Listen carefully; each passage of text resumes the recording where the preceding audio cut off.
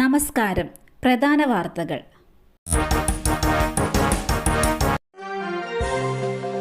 Hema committee report ഹർജികൾ സുപ്രീംകോടതി ഇന്ന് പരിഗണിക്കും.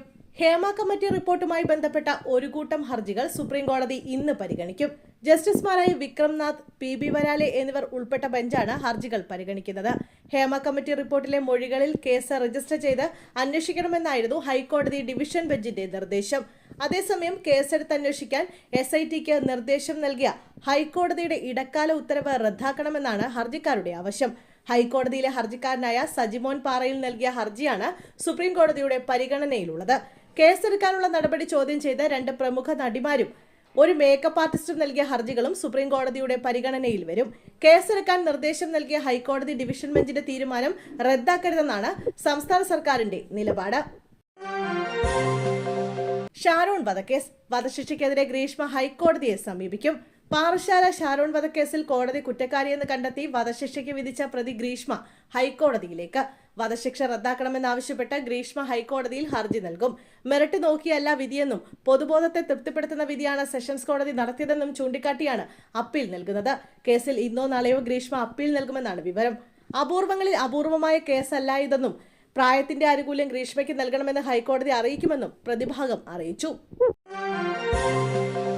KSRTC ബസും ടൂറിസ്റ്റ് ബസും കൂട്ടിയിടിച്ച് അപകടം. 30-ലധികം യാത്രക്കാർക്ക് പരിക്ക്. മലപ്പുറം എടപ്പാളിനടുത്ത് മാണൂരിൽ ബസുകൾ കൂട്ടിയിടിച്ച് അപകടം. അപകടത്തിൽ നിരവധി പേർക്ക് പരിക്കേറ്റു. KSRTC ബസും ടൂറിസ്റ്റ് ബസും കൂട്ടിയിടിച്ചാണ് അപകടമുണ്ടായത്. അപകടത്തിൽ 2 ബസുകളിലുമായുള്ള 30-ലധികം യാത്രക്കാർക്ക് പരിക്കേറ്റു. ഇതിൽ 3 പേരുടെ പരിക്ക് ഗുരുതരമാണ്. ഇന്ന് പുലർച്ചെ 2:50-നാണ് അപകടമുണ്ടായത്. ബസുകളുടെ മുൻഭാഗം പൂർണ്ണമായും തകർന്നു. അപകടത്തിന്റെ കാരണം ഉൾപ്പെടെ വ്യക്തമല്ല.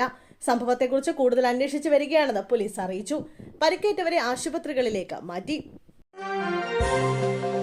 വിമാനയാത്രയ്ക്കിടെ ദേഹാസ്വാസ്ഥ്യം. 11 മാസം പ്രായമായ കുഞ്ഞിന് ദാരുണാന്ത്യം. ദോഹയിൽ നിന്നും മാതാവിനൊപ്പം കൊച്ചിയിലേക്ക് എത്തിയ കോഴിക്കോട് സ്വദേശി ഫെസിൻ അഹമ്മദാണ് മരിച്ചത്. കൂടെ മാതാവും ഉണ്ടായിരുന്നു. വിമാനത്തിൽ നിന്നും പ്രാഥമിക ചികിത്സ നൽകി അങ്കമാലിയിലെ സ്വകാര്യ ആശുപത്രിയിൽ എത്തിച്ചെങ്കിലും രക്ഷിക്കാനായില്ല. സുധാകരനെ ചോദ്യം ചെയ്യാൻ ഒരുങ്ങി പോലീസ്. ആത്മഹത്യാ പ്രേരണ കേസിൽ KPCC അധ്യക്ഷൻ സുധാകരനെ പോലീസ് ചോദ്യം ചെയ്യും. വയനാട് DCC ട്രഷറർ NM വിജയന്റെയും മകന്റെയും മരണത്തെ തുടർന്നാണ് നടപടി. കോൺഗ്രസിൽ പ്രവർത്തിച്ചതിനാൽ തനിക്കുണ്ടായ ബാധ്യതകളെപ്പറ്റി വിശദീകരിച്ച് 2 തവണ NM വിജയൻ സുധാകരനെ കത്തയച്ചിരുന്നു. കത്തിനെ സംബന്ധിച്ച വിവരങ്ങൾ KPCC അധ്യക്ഷനോട് അന്വേഷണ ഉദ്യോഗസ്ഥർ അന്വേഷിക്കും. പ്രതികളായ കോൺഗ്രസ് നേതാക്കളെ ചോദ്യം ചെയ്യുന്നത് തുടർന്നുകൊണ്ടിരിക്കുകയാണ്.